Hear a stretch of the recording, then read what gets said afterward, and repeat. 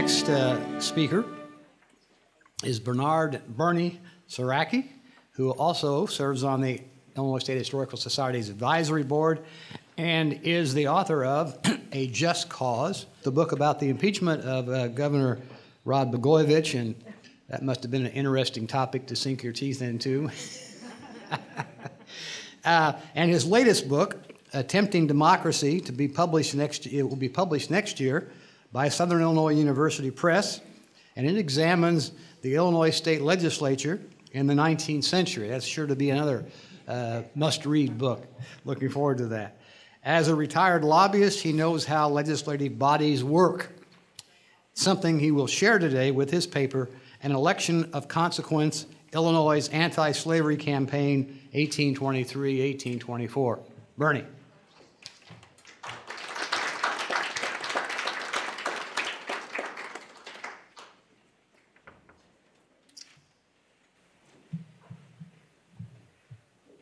Thank you, Bob. Thank you very much. Just a couple words of introduction. I was a lobbyist for about 40 years and realized that I wound up with a Ph.D. and retired, and I thought, now what do I know more about than anything else? And it was the legislative process. And at least that's what I thought. And that led me, and then when the Blegojevich incident happened, I was there. I witnessed the whole thing in real time, and I just had to do that. And I knew everybody, so I just had to do it. I came away about 10 years ago and began to research the Illinois legislature from its beginning through the 19th century, and taught for a while up at the University of Illinois in Chicago, taught a few semesters at Normal, and anyway, in my retirement days, this is what I do. The convention of 1824, I'd like to talk about that because that was an extremely important election. If we think today about the counter realities, what if we would have become a slave state in 1824? A full-blown slave state. What about this guy named, who started to live out in New Salem, what the heck was his name? Abe Lincoln. Would Abe Lincoln come here? Would he have been here? If he did come here, well, so I got very, very interested in it.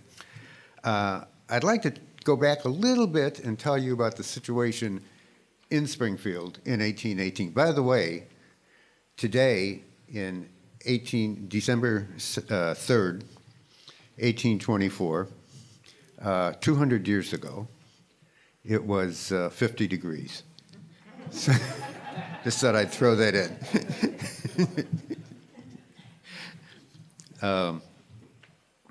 When the state became a union, there was a tremendous controversy over slavery in the convention itself, in the 1818 Constitutional Convention.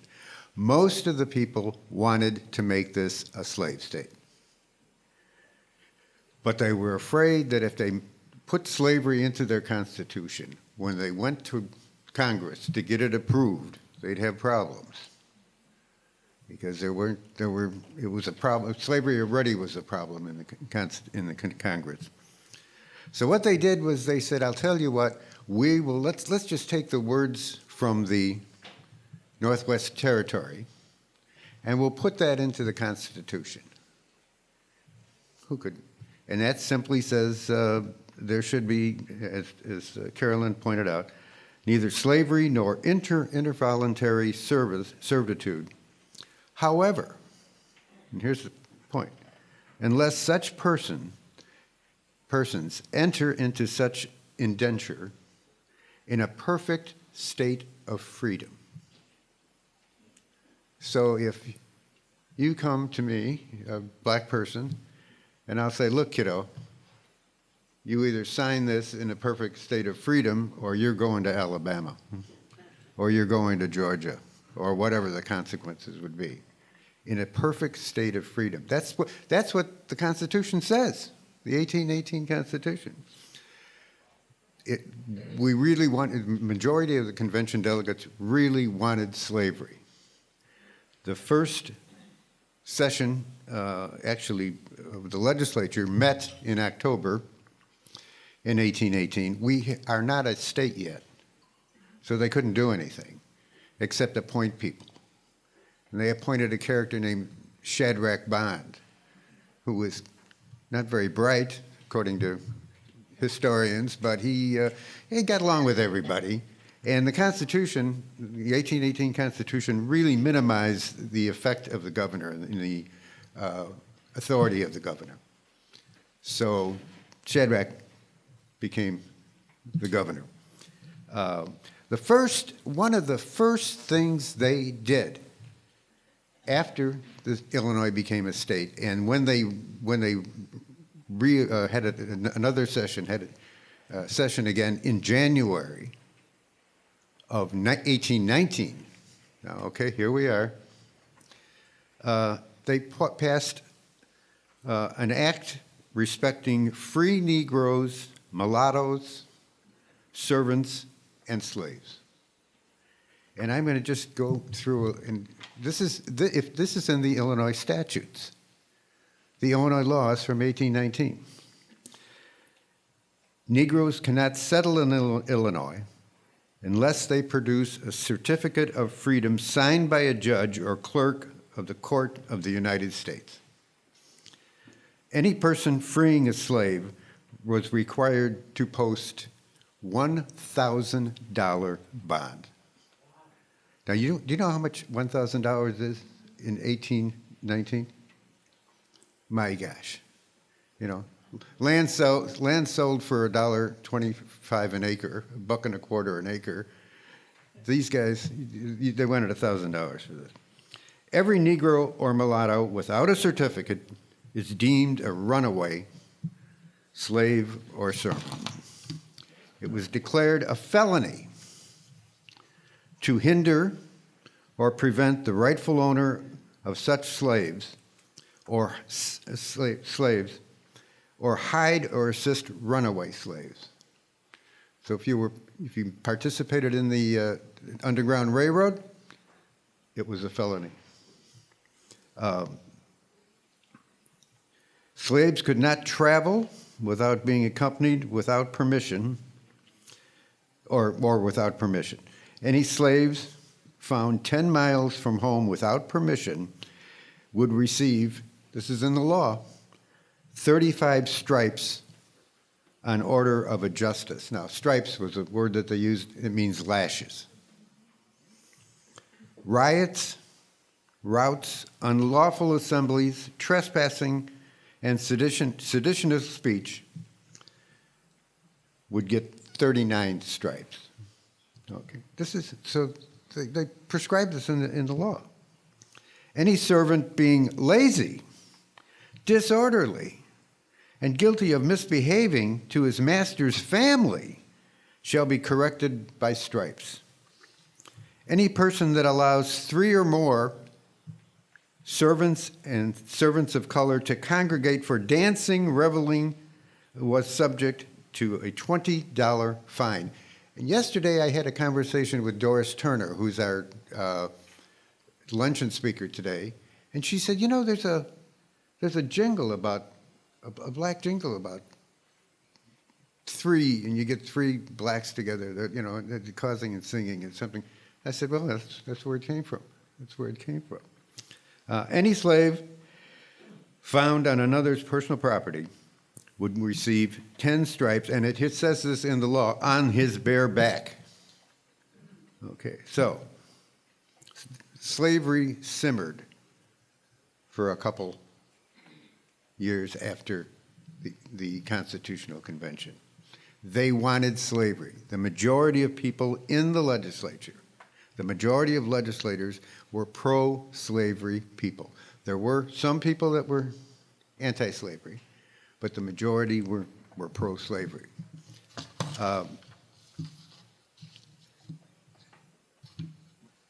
Talk a little bit about the situation in Illinois and the financial situation beginning in 1819. The war was over, and usually when wars are over, you have a recession. They had a real panic in 1819, 1820. It carried on 1821, 1822. It limited migration to an extent, but Illinois was still a fairly a place where you'd want to go. It still was an attractive place to go. There came along a fellow by the name of Edward Coles. Edward Coles, let me tell you about him a little bit. Edward Coles was from a revolutionary hierarchy family. All right, went to college, was classically educated, right? Was a fairly bright kid, and his cousin was Dolly Madison. And when James Madison became president, Dolly said, "Hey, my cousin is just the guy to be your assistant, your aide, your doorkeeper." And so Coles wound up being a secretary to the President of the United States. He learned a lot. He learned a lot of political nuance, and was good at his job. And he learned how to move people and talk to people, and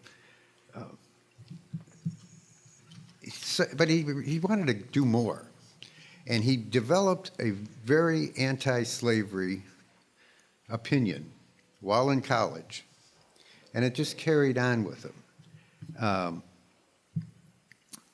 He took a trip to Kentucky and Indiana and Illinois, and he looked around. He had and his family had slaves, had one of his slaves with him.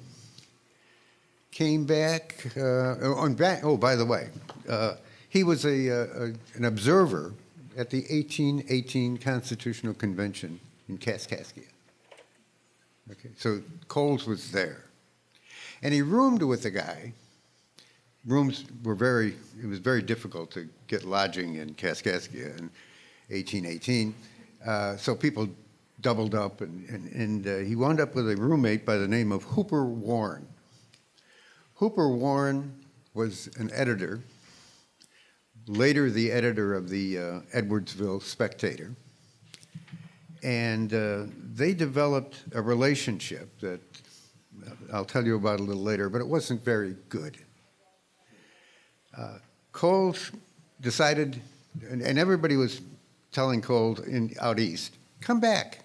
You don't want to stay out there with those redneck characters. Get back here where people are civilized. Come back to Philadelphia."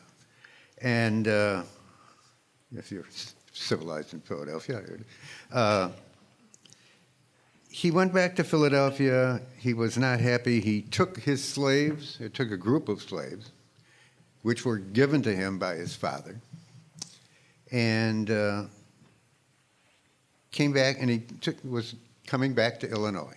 That's where he wanted to settle down, in St. Clair County, and actually he bought some property in Missouri.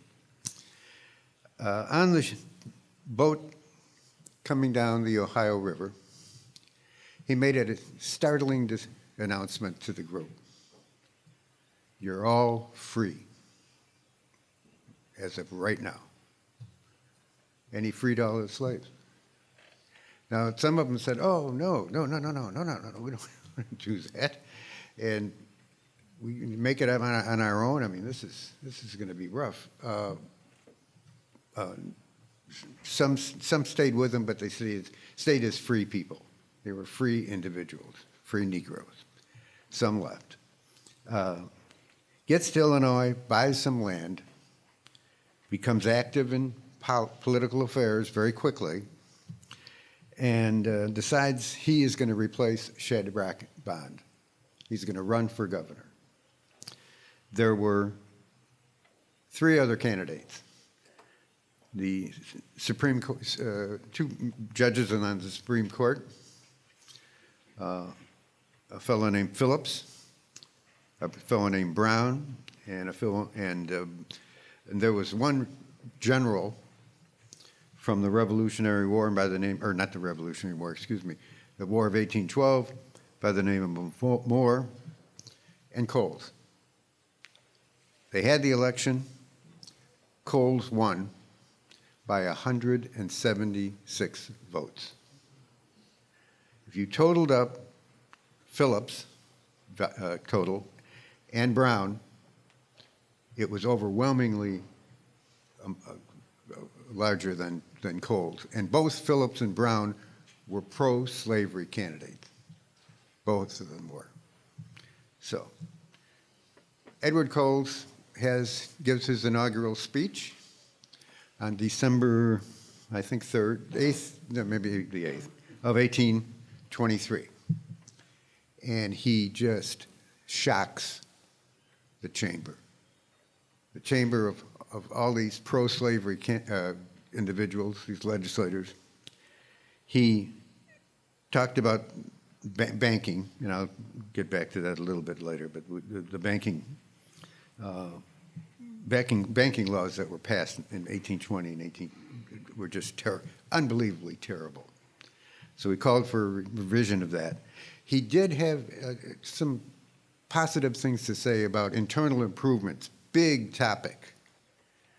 Internal improvements means roads, and it means rivers being upgraded so you could move around. It meant business for towns, commerce for towns.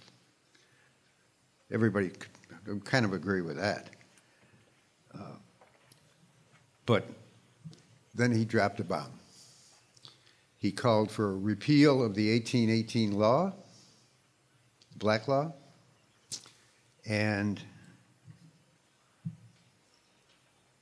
that just absolutely, and did not call for abolition, but certainly made it, well, of course, the speech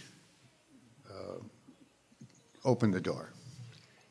For the pro-slavery people, they were saying, okay, he's brought the issue up. We had it behind us there. We were kind of simmering along with it. We were going to do it, but we're going to do it when the time is right. Well, the time is right. He started this. We're going to have it. So but let's think about it. So the House and the Senate appointed committees to study or to analyze, really, the governor's remarks. What did they think of them? In the House, members were appointed by the Speaker. The Speaker was an uplander, my favorite term, from Kentucky, and he appointed 3 people. One was Risdon, R-I-S-D-O-N, Risdon Moore, former slave owner. Alexander, a fellow named William Alexander, was an uplander from Union County, and Union County was extremely pro-slavery. And there was a fellow named Conrad Will County, where Joliet is today. Many of our counties are named after pro-slavery individuals. Oh, yes. Conrad Will was an investor in the saline works down in Gallatin County, and would actually, so they figured, we got it. You know, the committee's going to come up with a report that says that Coles is crazy. This is nuts. We got to have slavery. The Senate voted for their members, and they voted for a fellow named William Boone from Monroe County, Joseph Beard from Jackson County, Milton Ladd from Franklin County and Johnson County, and Leonard White representing White County. The House shocked, and by the way, the report from the Senate was just exactly what they assumed. It condemned the remarks of Coles. The House didn't. They issued 2 reports. And Risden Moore and John Emmett said they agreed with Coles that the black laws should be revamped, revised. And then they had a minority report from Conrad Will, who said, no. Coles has to be censored. We have to have slavery here. So, well, the Senate took the report, and they created a joint Senate and House resolution.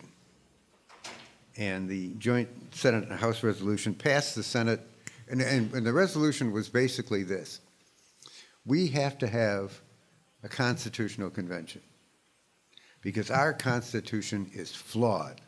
We've only had it a couple of years now, but it's flawed.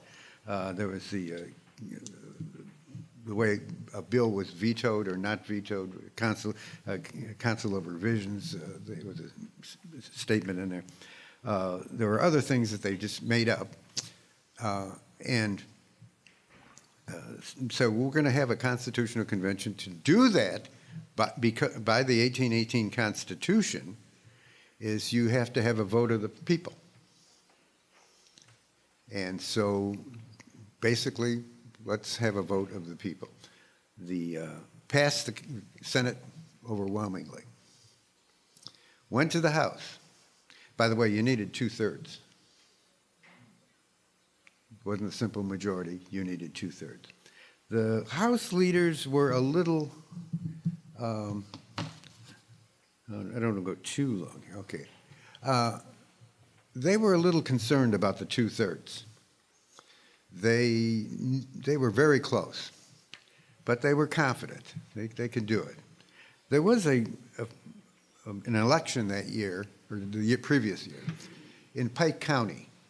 Pike is just a little, I don't have slides, but Pike is a little above St. Louis. If you just go right up, it's part of the old Northwest territory up there, and a fellow named John Shaw ran for state representative.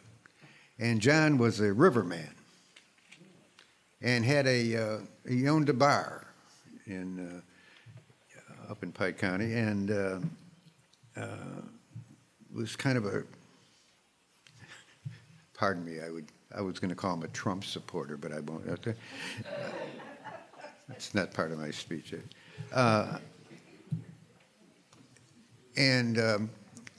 His opponent was a fellow named Nicholas Hansen.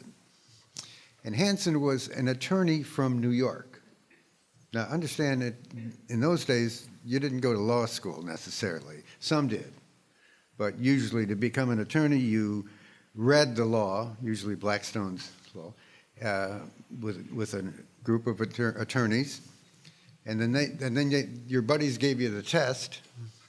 And if you passed the test, you became an attorney. And that's basically what Hansen was. And came to Illinois and migrated out here. And if you read about Hansen, he was kind of a wheeler-dealer himself. Hansen was no go-to-Sunday type person. But he was, so you had Hansen and Shaw. The election was held. I don't want to go too much into the election, but one of the polling places was Shaw's Tavern. And of course, I think Hansen got 2 votes out of that, and the rest were for Shaw. And anyway, Hansen won. And Shaw said, he appealed it. He said, this is not, it's a fraud. Where have we heard that? And in those days, the courts didn't decide legislative results. The legislature decided legislative results. And they figured, this Hansen, he could be all right, the leaders in the legislature. So they said, you know what, Hansen, let's go. And initially, Hansen reinforced their thinking. He voted for Jesse Thomas for U.S. Senate, who was a pro-slavery fellow. And he went along, get along to go along. That's what he did. And so they rewarded him, the legislature. They gave him a position on the Illinois Canal Board, which is just starting. Can we have a canal that hooks the Illinois River to Lake Michigan? Good idea. By the way, you're paid for this. So Hansen was given a position on the board, and he was given $750 allotment for his district. It was a lot of money in those days. So he was okay. There were some, but before the vote on the joint resolution, he was seen talking to Coles and doing a little something, and they were really kind of concerned about him. And when the vote came, he voted against the resolution. They did not get 2/3. The House immediately opened the inquiry into opened Shaw's petition that it was a phony that he won. And then quickly, in about 45 minutes, decided to reverse it, kicked Hansen out of the legislature, and put Shaw in. They sent a rider to get Shaw, put him on a horse, got him back down here, or got down to Vandalia, took a vote like when he walked in the door, and that was it. The resolution passed, and if by the way, you wanted to veto a bill, there was a council of revisions that had veto power, not the governor. The governor was a member of the council of revisions. The other two members were were the Supreme Court, and the Supreme Court people were the people that Coles ran against, so that was not an option. So we're going to have a convention. And immediately, and this goes to show you, I petitioned you to just for a slight bit try to imagine what it was like here. And I say here, I mean the state capitol in 1823, because it was the technology was to us today is very primitive, yet the writing of some of these characters was really sophisticated, as Carolyn had showed you and read some of the stuff. Very, very sophisticated. So they thought about things. And they realized, at least the pro-slavery people, I call them the conventionalists. The conventionalists who wanted to have those in favor of a convention, had a statement to the public. And they came out with a statement quickly, I think on March 8th of 1823. And it said, and what is super about this statement is all the words of what we would call Jacksonianism: freedom, individual rights, the power is in the people. That's exactly I'm quoting it there. That's what they said.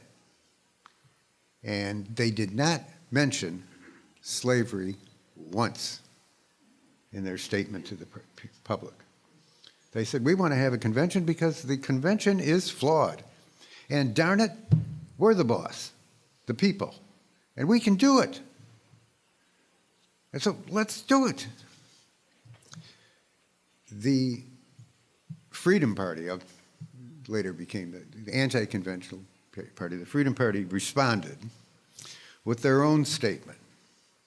And they said they did not attack any of the provisions that the conventionalists were talking about. But they did, and if they did talk about them at all, they gave them a kind of a Christian moral attitude to them. So they brought Christianity into it a little bit. And then they talked about slavery. And they talked, if you took the statement, I would say 80% of it is anti-slavery and why we should not have slaves. And that dialogue really lasted for 18 months. There was nothing new about what people said about having a convention or not having a convention that's not really included right there on March 8th of 1823. That's it.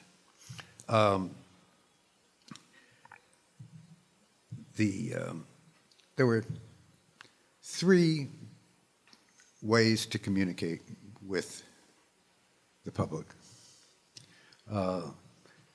One way was what they called town meetings or open meetings. Another one was pamphlets that were printed and distributed. And then, of course, the big one was newspapers. And newspapers,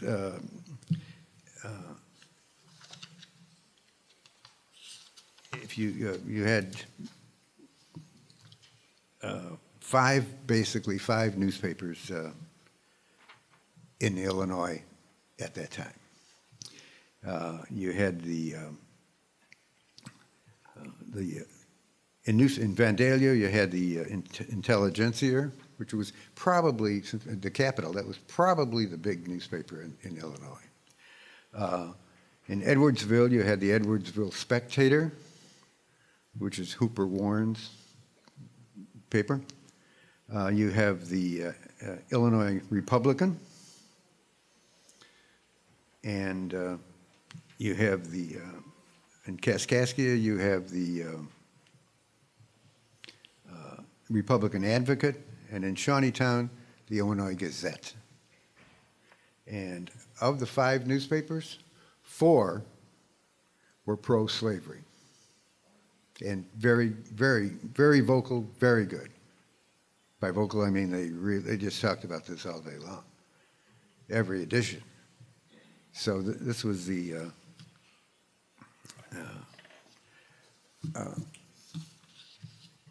there were a couple. The slavery campaign that we were about to get into is as much about the people as it is the campaign itself, or as it is the dialogue of the campaign. And I want to talk to you a little bit about some of the people that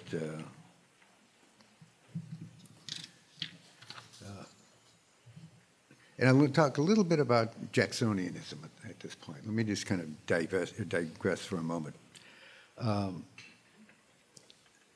If you can imagine, and I asked you before to think about being here in 1823, 1824. It was the first attempt in this country. It was the first attempt in the world, this country's attempt in the world, at something called self-rule democracy. That people, what the conventionalists were smart enough to realize, could do what they wanted to do. There was no aristocracy, right? There was a class system, but anybody could go from one class to another. Class systems were not based on heredity. They were based on what you did. Now, that sounds very good. But there were some founders who actually thought, oh, no, wait a minute. You're in a really, you're going to have, John Marshall, Supreme Court Justice, said the difference between a republic, managed republic, a balanced republic was the word, and democracy is the difference between order and chaos. Now, the chaos was expressed when the House passed the resolution. A mob developed in Vandalia. They went from house to house. They went to Cole's residence. They went to any of the residents of people who voted against the resolution. They screamed out, "Death to Coles," a revolution, or have a convention or die.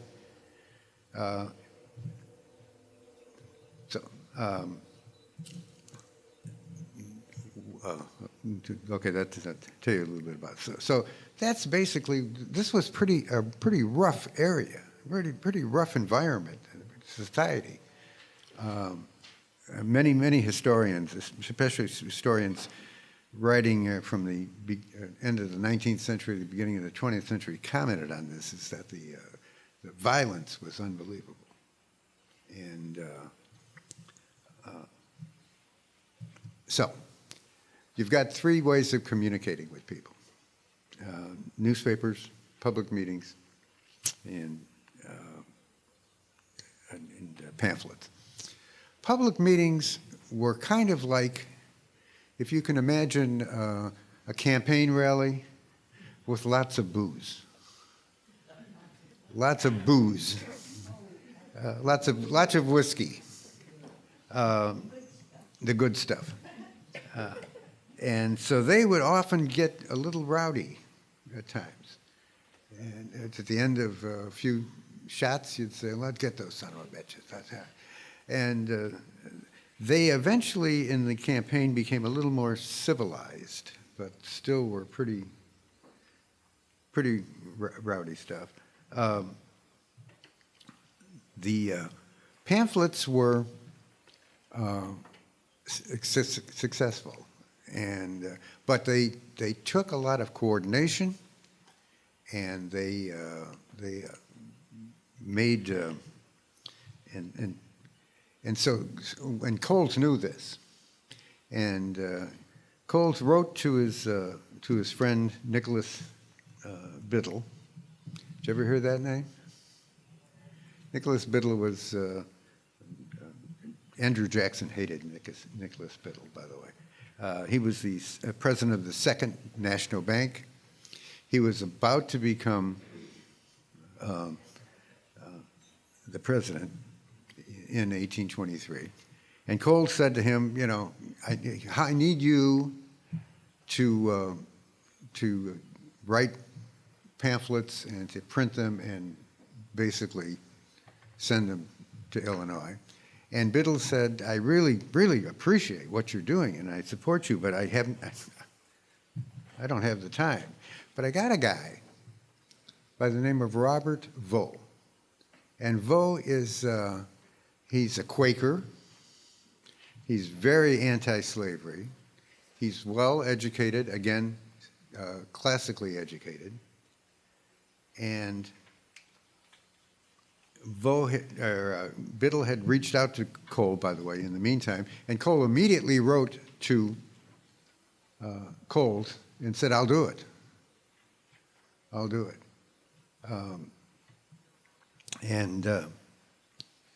So Coles wrote him back and said, okay, but two things. Don't put where it's printed on the pamphlet, because if these people in Illinois find out it was printed in Philadelphia, it's all over. This is Jacksonian. We do what we want to do. So So send him to St. Louis, and then we'll get him over here. And Cole said, oh, okay, yes. And by the way, I won't mention anything about Quakers, because he understood the relationship with Quakers at the time. So worked out well. When I first read the reaction of Hooper Warren and Cole's rooming together, I had a little idea, well, maybe, he was, I don't know, he wasn't married, and he didn't marry. He was a single governor, so I thought.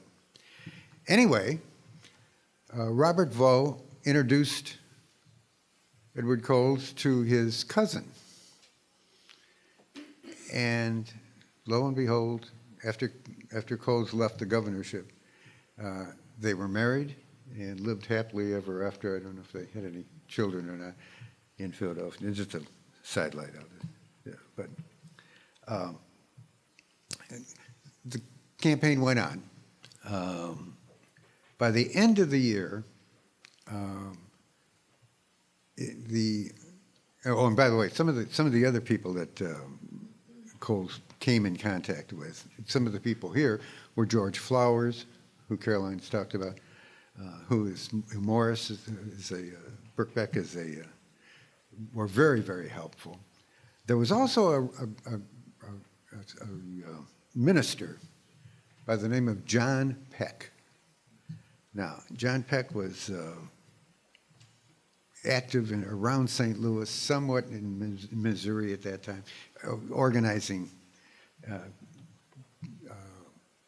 individual congregations and whatnot, and became really an activist for Coles, and was very much a contact to the religious community, which was so important in 1823. Why? It's the middle of the Second Great Awakening. People are saying, this Second Great Awakening was based on individual liberties to save yourself. You didn't need anybody else to save yourself. You didn't need a priest granting you absolution okay? You just said, you did. And the reaction of the populace to this type of religious devotion was very, very popular. And these, some historians have said from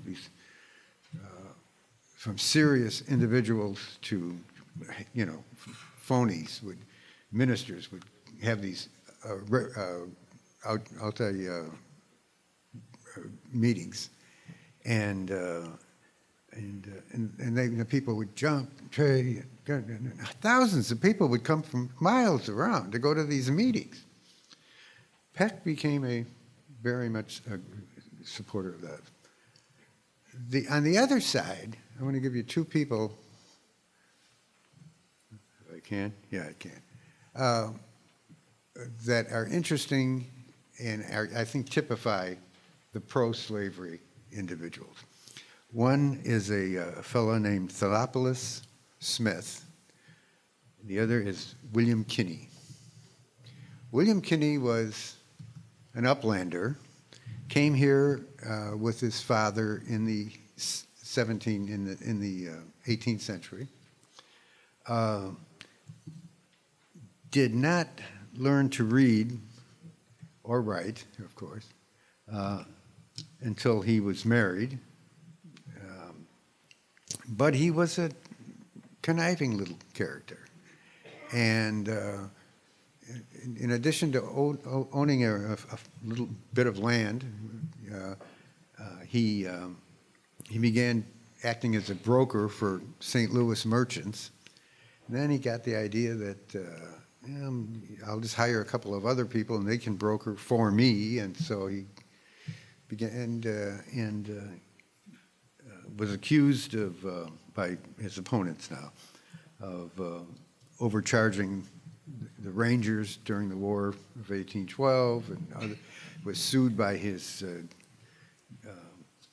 niece because over a property. So he had kind of a checkered past. Kinney was actually ran for governor with Ninian Edwards. Ninian Edwards was elected governor. Kinney was elected lieutenant governor. He actually served a term in Illinois as lieutenant governor. Ran for governor then, twice afterwards, was defeated, both times. I always say, thank goodness. And, but he had connections in the legislature, so they made him, when the internal improvement bonanza was starting in the 1830s, they made him a firm commissioner, which meant he handled the money, paying the construction workers for their work on the canal and the railroads, and had some things. He was, and to make a long story short, he was investigated by the legislature for misdeeds in the 1830s, and of course the legislature never found anybody guilty of that, anything like that, so he was found not guilty, and went on to well, just leave his legacy. The other fellow I want to talk about, and Kinney became extremely active in the pro-slavery effort between 1823 and 1824. He definitely wanted pro-slavery. The pro-slavery people believed that this is an economic issue. This is a way that, well, you know, if we could do this, if we could have slaves, we could, the price of land's going to go up. And if you got, and the only business, by the way, in the 1820s was land speculation. There was nothing else. That's the way you made money. So they really felt that way. The other fellow was a fellow named, as I said, Theophilus Smith. His middle name was Washington, by the way. So you go from Theophilus to Washington Smith. He was from New York. Smith had was like many, he was an entrepreneur, had a little problem with anger management. He, at one time, and I say I'm just picking out two people, but one time he pulled a gun on Ninian Edwards. And Ninian Edwards brushed off the gun and broke its jaw, and they were finally separated. Another time, and by the way, he was in charge of the other newspaper in Edwardsville, so he confronted Hooper Warren over an editorial, pulled a knife on him. Warren pulled a pistol, and people around him said, no. So that's Smith. Smith was also a internal improvement. Smith went to decided in 1825 he was going to become a Supreme Court justice. He was appointed, and he was appointed to the Supreme Court, stayed on the Supreme Court, was impeached, and he was the only fellow to ever be impeached in Illinois besides Rod Blegojevich. And the trial was conducted in Vandalia in the early 1830s. In the winter, it's awfully rough to get down to Vandalia in the winter. So they didn't have, again, you need a 2/3 vote. The majority of the people sitting in there voted to impeach. And by the way, he was impeached for misconduct dealing with graft. You'd hear cases and help him out a little bit. And anyway, he was impeached, found Didn't get enough votes, stayed on the court. That's his story. That's his legacy in Illinois. Those are kind of the people that were. Go back to Peck now, the minister, who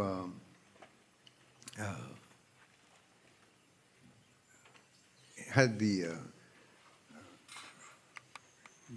motivation to become extremely involved, John Peck. And what's an interesting place to read this, if you've ever read Alford's, Clarence Alford's, Alford was a historian, again, around the 19th to 20th century. Excellent book. Has some letters that between Hooper Warren and John Peck in 1855. And Peck just really tucks out what he did.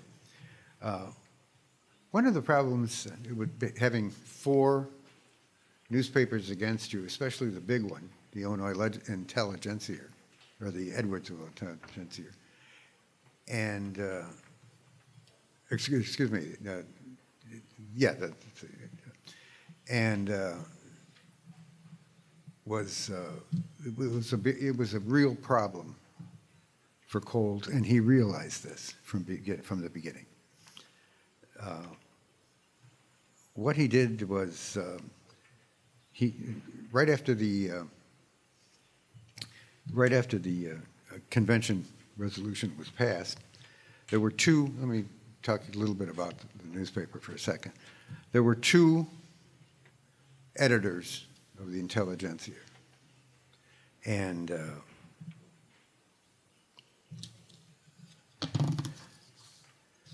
one was named William Berry, one was named William Brown.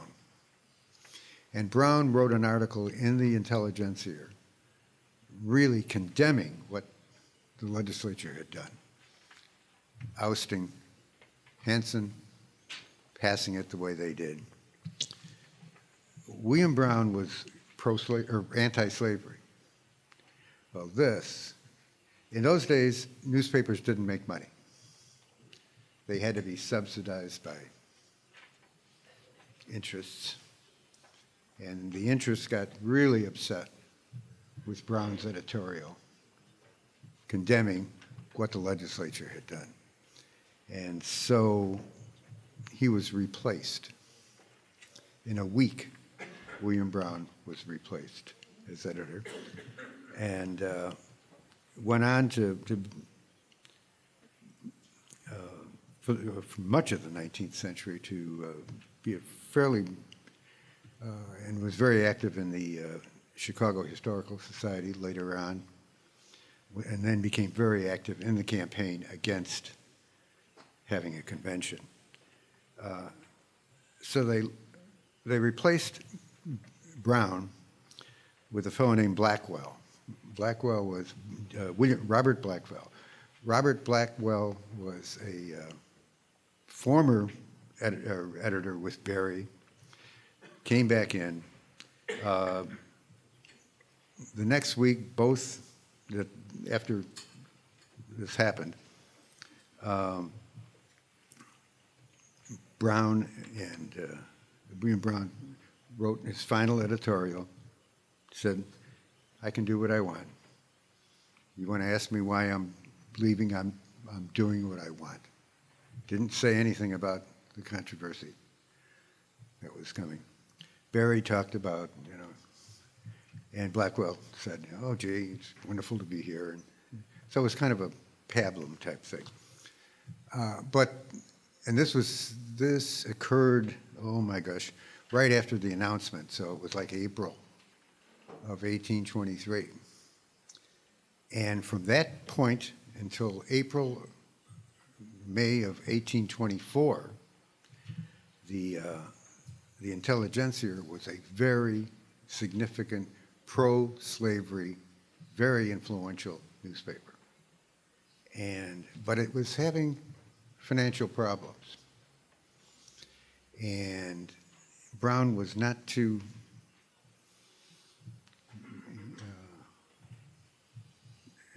good of of a manager, let's say. And Coles realized this early. In fact, in the late 1823, he knew that he was in trouble, and the debts that Brown was, Berry was accumulating were many, many. And Coles, value of money, talked to his Eastern supporters, and to make a long story short, they worked out a deal with Robert Blackwell to buy out Berry. So they actually, and part of the provisions of buying out, part of the provisions were that Coles would become, all editorial decisions were made by Coles. Okay, I'm kidding you. And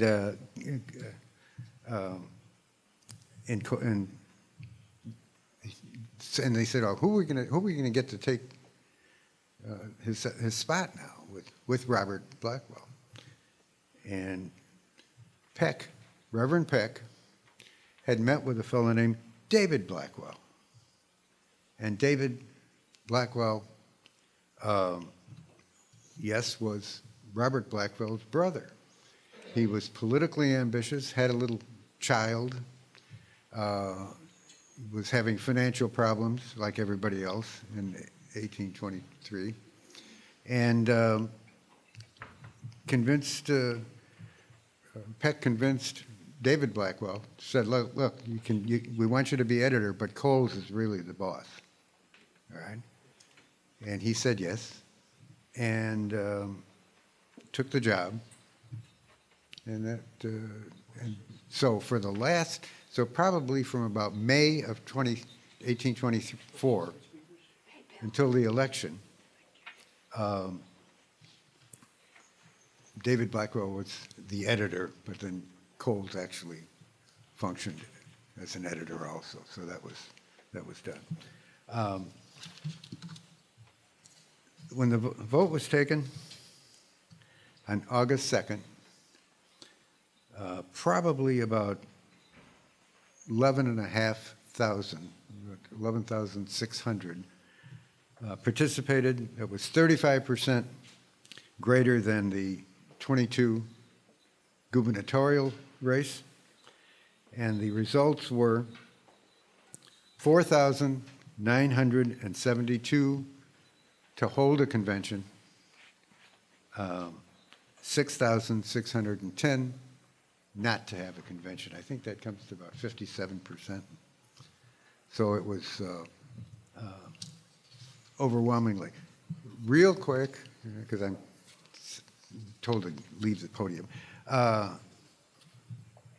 After the convention, because this went on for 18 months, after the convention, there was almost complete silence. Nobody talked about it. Nobody made any references. Nobody. So if you go to the newspapers and try to figure out why, what happened, and several people have commented on that there was just nothing else. Now there were other issues, there were other races, but with this, what went on for 18 months and then to suddenly stop, very interesting. We stayed with the same language they had in the convention, or in the Constitution rather, of 1818, and when they passed the Constitution in 1848, they banned blacks again, same thing. We had slavery in Illinois until 1865. But the convention is a very interesting thing. Bob's telling me to get off. So I guess, Bob?